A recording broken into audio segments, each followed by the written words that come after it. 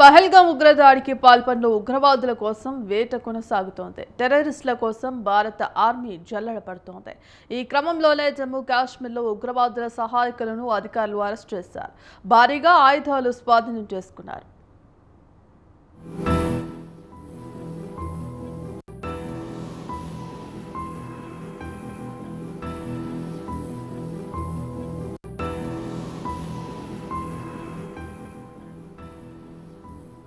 ఓషియాన్లో CRPF, Indian army బలగాల సంయుక్త operation చేపట్టింది.